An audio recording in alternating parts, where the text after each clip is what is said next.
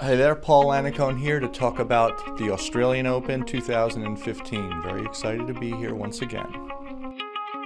You know, it's always interesting because people project way into the draw, and I guess with my coach's hat on, I always look for the first round big bang-ups, and you see a Verdasco versus Novak in the third round potentially. You see further along on the other side, potentially Murray, Federer, quarter. So there are little things like that you look at, but for me, I'm always more kind of aware of what's happening. Like Rafa hasn't played a ton, and he likes to have matches to lead into a slam, so maybe Rafa's a little bit more vulnerable at the beginning than he normally would be.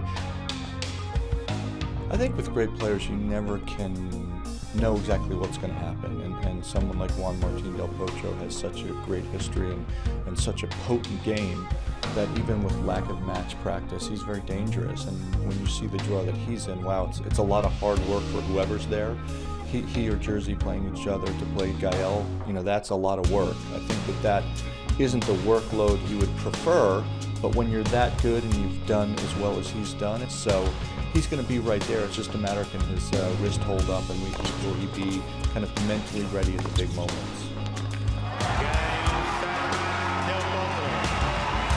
I think last year was kind of a little bit of an awakening, you know, to see Stan win down here and to see Cilic win in New York. I think some of the new younger guns are starting to see that maybe the doors open a little bit with the greats, because it hasn't been lately.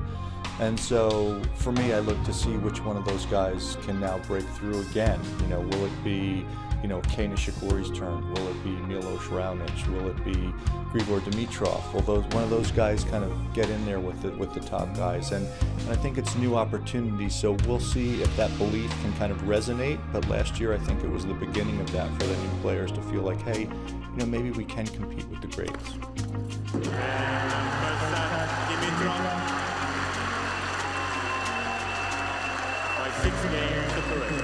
I mean, obviously I'm biased after spending a few years with Roger, but you know, looking objectively too, he's just a very unique individual, and obviously, you know, coming off a win in Sydney and in a very, very good final against Milos Raonic, where Raonic played some terrific tennis.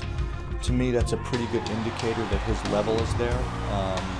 When he plays well, there's nobody he can't beat.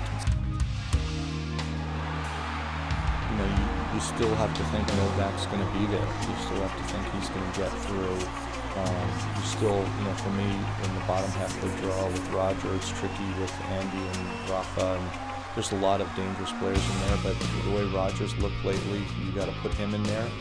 But don't count out the dark horses of, you know, the new young guns, the Dimitrovs, and the Raonic is right there, and Kei. Those three newcomers should be, you know, around unless something crazy happens.